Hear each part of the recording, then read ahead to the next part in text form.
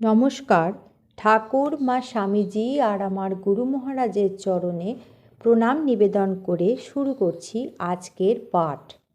আজ আমি আপনাদের শ্রীমৎ স্বামী ভূতেশানন্দজি মহারাজের নিজের মুখে বলা তার ছোটবেলার কিছু কাহিনী পাঠ করে শোনাব। ছেলেবেলায় কথামৃত পড়েই ঠাকুরের কথা জেনেছি। সম্ভবত সেই সময় 2-1 খণ্ড বেরিয়েছে। আরেকজন মাস্টারমশাইয়ের কাছ থেকে জেনেছি। তখন স্কুলে পড়ি, বিদ্যাসাগর মশায়ের স্কুল, শ্যামবাজারে। বিকেলে একটু বেড়াতে বেরোতুম। একদিন দেখি একটু দূরে কতগুলো যুবক ছেলে জমায়েত হয়ে কি একটা করছে। কৌতূহল হলো, কাছে গেলুম। দেখলাম আমাদের স্কুলের একজন মাস্টারমশাই ও কতকগুলি ছেলে। ওরা ভজন গান করে, রাম নাম করে। আমার তো বেশ লাগলো। ধীরে ধীরে আমিও ওদের সঙ্গে জুটে গেলাম। ওরাও দেখলো বেশ গোবেচারা একটা ছেলে পাওয়া গেছে। কাছেই একটা শিব মন্দির ছিল। ধীরে ধীরে জমায়েতটা শিব মন্দিরেই হতে শুরু করলো। ওই যে মাস্টারমশাইয়ের কথা বললুম, যদিও তিনি আমাদের ক্লাস নিতেন না, কিন্তু আমাকে তিনি চিনতেন। শিব মন্দিরে সন্ধ্যায় আরতি হতো। তারপর দেখতুম ছেলেরা জপ ধ্যান করত। 1918 সালের কথা বলছি। তখনও বাস ছিল না। বহু আগে কলকাতায় ঘোড়ায় টানা ট্রাম ছিল। আমি যখন দেখেছি তখন ঘোড়ায় টানা ট্রাম সবে বন্ধ হয়েছে।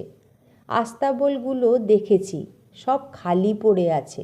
ঘোড়াগুলো সব চলে গেছে। কলকাতা থেকে যখন দেশে যেতুম তখন 18 মাইল হাঁটতুম, বাঁকুড়া পর্যন্ত ট্রেনে, তারপর 18 মাইল হেঁটে। হাঁটা মানে কি, ছুটেই যেতাম। মায়ের কাছে, মানে গর্ভধারিণী মায়ের কাছে যেতুম কি না, তাই কত তাড়াতাড়ি যাওয়া যায় তার চেষ্টা করতুম, তাই ছুটেই যেতুম। তা বাড়ি থেকে স্টেশনে গরুর গাড়ি পাঠাতো। আমি বলতুম, গরুর গাড়ি পাঠাতে হবে না, আমি হেঁটেই যাব। একবার গরুর গাড়ি নদীতে নেমে গেল। গরু দুটো সাঁতার দিচ্ছে, আর আমি গরুর গাড়ির ওপর বসে গাড়িটা চালাচ্ছি।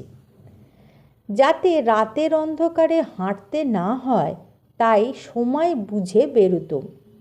যে ট্রেন ভোরে বাঁকুড়া পৌঁছতো সেই ট্রেনেই কলকাতা থেকে যেতুম। তারপর দিনের বেলা হাঁটতুম। ছেলেবেলা থেকেই আমার স্বভাবটা এরকম। দেশে গেলে বাবা মাঝে মাঝে জমি জমা দেখাতেন। জমি তো এক জায়গায় ছিল না, বিভিন্ন দিকে ছড়ানো ছিল। বাবা আমাকে নিয়ে ওসব দেখাতেন। আমি বলতুম, ওসব দেখে আমি কি করব? কেন যে করতেন কে জানে। বাবা একবার আমায় বলেছিলেন, তুই যদি সাধুই হবি তবে আমি এসব করলাম কার জন্য? আমি বলেছিলুম, আমি কি তোমায় করতে বলেছি? আমার 2 কাকা ছিলেন। একজনের ছেলেপুলে ছিল, আর একজনের ছিল না। যার ছেলেপুলে ছিল না তিনি আমায় বললেন, দেখ, তুই যখন এসব সম্পত্তি নিবি না, আমার তো কোনো ছেলেপুলে নেই, আমাকেই দে।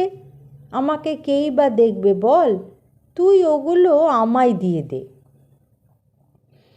আর যে কাকার ছেলেপুলে ছিল তিনি বলেছিলেন, ওকে দিয়ে কি হবে, ওর তো কোনো ছেলেপুলেই নেই, কে ভোগ করবে? দেখ, আমার ছেলেপুলে রয়েছে, আমায় দিয়ে দে। দুজনেরই যুক্তি খুব প্রবল।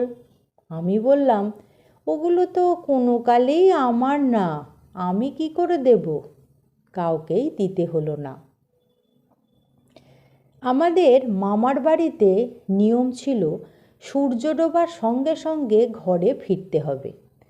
সন্ধে উতরে গেলে ঢুকলে বকুনি খেতে হবে। প্রথম প্রথম সন্ধ্যার আরতি দেখে চলে আসতো। কিছুদিন পর মনে হলো এরা সব সন্ধ্যের পর জপ ধ্যান করে, আমি বা কম কিসে? আমিও সন্ধ্যারতির পর থাকতে শুরু করলুম। ধ্যান করতুম। ধ্যান মানে আর কি, চোখ বুজে চুপ করে সটান বসে থাকতুম, আর মনে হতো এই এক্ষুনি একটা কিছু হয়ে যাবে।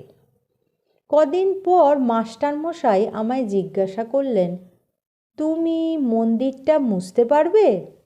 নিশ্চয়ই পারবো বলে তখন থেকে রোজ মন্দির মোছার কাজটা শুরু করলাম। কদিন পর আবার জিজ্ঞাসা করলেন, সন্ধ্যের আরতিটা তুমি করতে পারবে? আরতি করতে পারার সুযোগ পাওয়া তো আমার কাছে তখন স্বর্গ পাওয়ার মতো। তৎক্ষণাৎ রাজি হয়ে গেলাম। তখন থেকে আমি আরতি করতুম। এই পর্যন্ত তো বাড়িতে দিনে দুবার খেতে যেতুম। বাড়ির সঙ্গে ছিল ওইটাই সম্পর্ক। দেখলুম কয়েকজন ওখানে রাতেও থাকে। তখন ভাবলুম দুবার বাড়ি যাই, খেতে আর রাতে শুতে। রাতে শোয়াটাই বা এখানে হোক না কেন। রাতেও থাকতে শুরু করলাম। রাতে কি দেখলুম শোনো, তোমাদের বলি। স্বামী ভূতেশানন্দজি মহারাজ বলছেন, আমরা বাগবাজারের ছেলে, তাসের আড্ডা দেখেছি, গুলির আড্ডাও দেখেছি। এবার সম্পূর্ণ অন্য এক ধরনের আড্ডা দেখলাম। সাধারণত কলকাতার ছেলেদের সম্পর্কে সকলের কীরকম একটা ধারণা, কিন্তু এখানে দেখলাম তার সম্পূর্ণ বিপরীত। দেখতাম গঙ্গার পাড়ে বেশ কিছু যুবক ছেলে ধ্যান জপ করে, সকাল হলে বাড়ি ফিরে যায়। আশ্চর্য হলাম, এ এক অন্য কলকাতা। দিনের পর দিন তাদের আমি সারা রাত ধরে ধ্যান জপ করতে দেখেছি। বাগবাজারের গঙ্গার ধারে ছোট্ট শিব মন্দিরে কত আনন্দ করেছি আমরা। কত সাধু যেতেন সেখানে। নিচের ছোট্ট ঘরটিতে আমরা কয়েকজন থাকতুম। ওই ঘরের চারদিকের দেওয়ালে নানা দেবদেবীর ছবি টাঙানো ছিল। একবার লক্ষ বেলপাতা দিয়ে ওং নমঃ শিবায়, ওং নমঃ শিবায় বলে শিব পুজো করেছিলুম। একবার আমরা তুলসী পাতা দিয়েও পুজো করেছিলুম। ওং নমস্তে বহুরূপায় বিষ্ণবে পরমাত্মায় স্বাহা, এই মন্ত্র বলে তুলসী পাতা দিয়েছিলুম। মন্ত্রটা এত বড় আর তুলসী পাতাগুলো এত ছোট যে ঝুড়ির তুলসী পাতা কিছুতেই কমছিল না। শেষে তাই ঝুড়ি শুদ্ধ সব ঢেলে দিল। এত ভালো লাগতো গঙ্গার ধারে থাকতে যে গঙ্গা ছেড়ে উঠতেই ইচ্ছে করতো না। আজ এই পর্যন্তই। পরবর্তী পর্বে আমি আপনাদের এই রকমই কিছু ঘটনা শোনাব। ঠাকুর মা স্বামীজি আর আমার গুরু মহারাজের চরণে আপনাদের সর্বাঙ্গীন মঙ্গল কামনা করি। আপনারা সকলে ভালো থাকুন, সুস্থ থাকুন। নমস্কার।